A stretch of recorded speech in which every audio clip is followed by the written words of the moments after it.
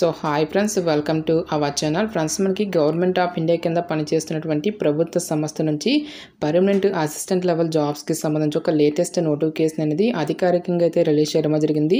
Only intermediate or 12th pass అయినటువంటి certificate అనేది ఉంటే సరిపోతుంది గైస్. ఈ యొక్క జాబ్స్కి మనము అప్లై అయితే చేసేసుకోవచ్చు. ఎటువంటి ఎక్స్పీరియన్స్ అంటూ కూడా ఏమి కూడా ఉండాల్సినటువంటి అవసరం అయితే లేదు. జాబ్లో చేరగానే మనకి 35,000కి పైగానే మనకి శాలరీ అనేది రావడం అనేది జరుగుతుంది.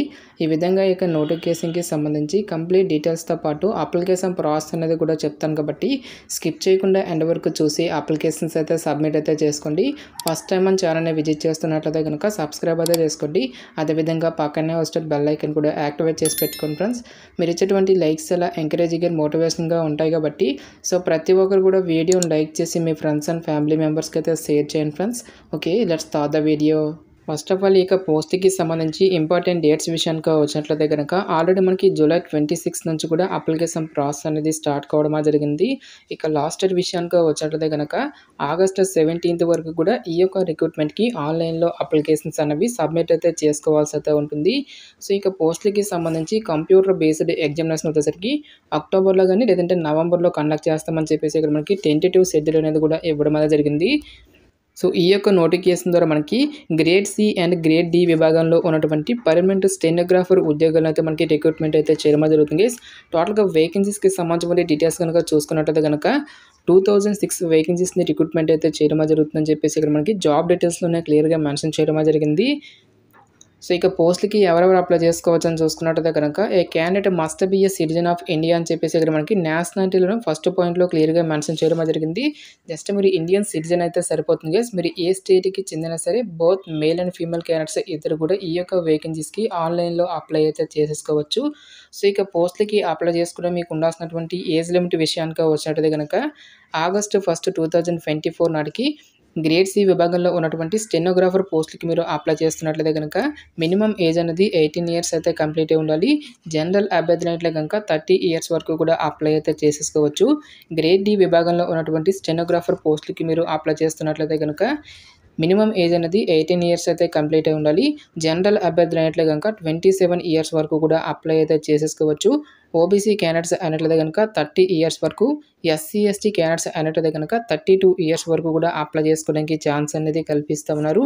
ఈ విధంగా మనకి ఇక్కడ ఏజ్ రిలాక్సేషన్కి సంబంధించిన డీటెయిల్స్ని కూడా మనకి ఇక్కడ నోటిఫికేషన్లోనే క్లియర్గా ఇవ్వడం అనేది జరిగింది. నెక్స్ట్ ఈ యొక్క పోస్ట్కి సంబంధించి అప్లికేషన్ ప్రాసెస్ విషయానికి వచ్చినట్లయితే కనుక ఓన్లీ ఆన్లైన్లోనే అప్లై చేసుకోవాల్సి అయితే ఉంటుంది.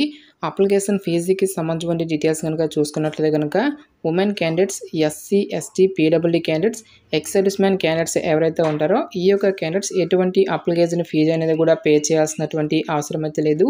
ఈ యొక్క క్యాండిడేట్స్ అందరూ కూడా ఫ్రీగా అయితే అప్లై అయితే చేసేసుకోవచ్చు గైస్. సో రిమైనింగ్ కేటగిరీకి చెందినటువంటి క్యాండిడేట్స్ అందరూ కూడా 100 rupees అప్లికేషన్ ఫీజు అనేది దాన్ని ఆన్లైన్లో పే చేయాల్సి అయితే ఉంటుంది. సో ఇక పోస్ట్కి అప్లై చేసుకునే మీకు ఉండాల్సినటువంటి మినిమం ఎడ్యుకేషనల్ క్వాలిఫికేషన్ కనుక చూసుకున్నట్టయితే కనుక ఆగస్టు 17th, 2024 నాటికి సో మీరు ఏదైనా ఒక విభాగంలో ఇంటర్మీడియట్ అనేది పాస్ అయితే సరిపోతుంది. మీరు ఏ విభాగంలో ఇంటర్ చేసినా, డిప్లొమా చేసినా, ఐటీఐ చేసినా సరే ఈ యొక్క జాబ్స్కి అప్లై అయితే చేసుకోవచ్చు. ఎటువంటి ఎక్స్పీరియన్స్ కానీ ఎటువంటి ఎక్స్ట్రా సర్టిఫికేట్స్ అంటూ కూడా మనకి ఏమి కూడా ఉండాల్సినటువంటి అవసరం అయితే లేదు గైస్. సో ఇక నోటిఫికేషన్ ద్వారా భర్తీ చేస్తున్నటువంటి యొక్క స్టెనోగ్రాఫర్ పోస్ట్లకి సంబంధించి సెలక్షన్ ప్రాసెస్ అనేది ఏ విధంగా ఉంటుందని చూసుకున్నట్టయితే కనుక టోటల్గా ఇక్కడ మనకి 2 స్టేజెస్గా ఈ యొక్క వేకెన్సీస్కి సంబంధించి సెలక్షన్ అనేది కంప్లీట్ అయితే చేయడం జరుగుతుంది. ఫస్ట్ స్టేజ్లో మనకి కంప్యూటర్ బేస్డ్ ఎగ్జామినేషన్ అనేది కండక్ట్ అయితే చేయడం జరుగుతుంది. సో రిటన్ టెస్ట్కి సంబంధించిన టాపిక్స్ కనుక చూసుకున్నట్లయితే కనుక జనరల్ ఇంటెలిజెన్స్ అండ్ రీజనింగ్ నుంచి 50 questions అనేవి అడగడం జరుగుతుంది, 50 marks. నెక్స్ట్ మనకి జనరల్ అవేర్నెస్ నుంచి 50 questions, 50 marks. English language and comprehension అనేటువంటి ఈ యొక్క టాపిక్ నుంచి 100 multiple choice questions అనేవి అడగడం జరుగుతుంది, 100 marks. టోటల్గా మనకి 2 hours పాటు కూడా మనకి ఈ యొక్క టెస్ట్ అనేది కండక్ట్ అయితే చేయడం జరుగుతుంది guys. Only English and Hindi లాంగ్వేజ్లో మాత్రమే మనకి ఈ యొక్క క్వశ్చన్స్ అనేవి రావడం జరుగుతుంది. ఈచ్ వన్ కరెక్ట్ ఆన్సర్కి మనకి 1 mark అనేది కేటాయిస్తారు. ప్రతి రాంగ్ ఆన్సర్కి కూడా మనకి 1/4 నెగిటివ్ మార్కింగ్ అనేది కూడా ఉంటుందని చెప్పేసి ఇక్కడ మనకి జాబ్ డీటెయిల్స్లోనే క్లియర్గా మెన్షన్ చేయడం జరిగింది. సో 4 mistakesకి 1 mark అనేది డిడక్ట్ చేయడం జరుగుతుందని చెప్పేసి ఇక్కడ మనకి రిక్రూట్మెంట్ నోటిఫికేషన్లోనే క్లియర్గా మెన్షన్ చేయడం జరిగింది. నెక్స్ట్ ఇక్కడ మనకి టాపిక్ వైజ్‌గా మనకి ఇక్కడ డీటెయిల్స్ సిలబస్ అనేటువంటిది కూడా నోటిఫికేషన్‌లో మెన్షన్ చేయడం జరిగింది గైస్. సో ఇక నోటిఫికేషన్ లింక్ అనేది నేను డిస్క్రిప్షన్‌లో ప్రొవైడ్ చేస్తాను కాబట్టి ఇక నోటిఫికేషన్ అనేది డౌన్లోడ్ చేసుకొని ఇక డీటెయిల్స్ అన్నిటిని కూడా ఒకసారి చెక్అవుట్ అయితే చేయండి. సో ఎవరైతే ఇక రిటన్ ఎగ్జామినేషన్‌ని క్లియర్ చేసినటువంటి క్యాండిడేట్స్‌కి ఫర్దర్‌గా మనకి స్కిల్ టెస్ట్ అనేది కూడా కండక్ట్ అయితే చేయడం జరుగుతుంది. సో మరి ఏ లాంగ్వేజ్ అనేది మీరు చూస్ చేసుకుంటారో ఒక సంబంధించినటువంటి లాంగ్వేజ్‌లో మీకు స్టెనోగ్రఫీకి సంబంధించినటువంటి స్కిల్ టెస్ట్ అనేది మీకు కండక్ట్ చేసేసి ఈ యొక్క వేకెన్సీస్‌కి ఎంపిక అయితే చేయడం జరుగుతుంది. నెక్స్ట్ ఎగ్జామినేషన్ సెంటర్స్‌కి సంబంధించిన డీటెయిల్స్ కనుక చూసుకున్నట్టయితే గనక ఆంధ్రప్రదేశ్ అభ్యర్థులకు వచ్చేసరికి గుంటూరు, కర్నూలు, రాజమండ్రి, తిరుపతి, విజయవాడ, విశాఖపట్నం అనేటువంటి ఈ యొక్క లొకేషన్స్‌లో మనకి ఎగ్జామినేషన్స్ అనేవి కండక్ట్ అయితే చేయడం జరుగుతుంది.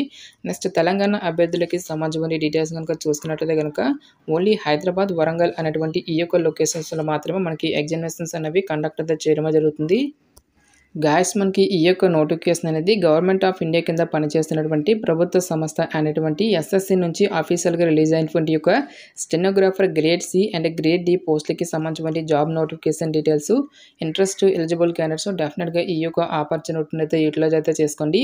ఇక నోటిఫికేషన్కి సంబంధించిన లింక్స్ అన్నిటిని కూడా వీడియో డిస్క్రిప్షన్లోనూ కామెంట్ సెక్షన్ అయితే ప్రొవైడ్ అయితే చేస్తాను గైస్.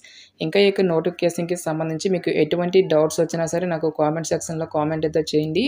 ఇటువంటి మరిన్ని జాబ్ అప్డేట్స్ కోసం మన ఛానల్ని సబ్స్క్రైబ్ చేసుకుని బెల్ ఐకాన్ కూడా యాక్టివేట్ చేసి పెట్టుకోండి. సో ఇది ఫ్రెండ్స్ ఇవాల్టి వీడియో. రేపు మరొక మంచి జాబ్ అప్డేట్తో మళ్ళీ మీ ముందుకు రావడమే జరుగుతుంది. Thanks for watching. Have a nice day.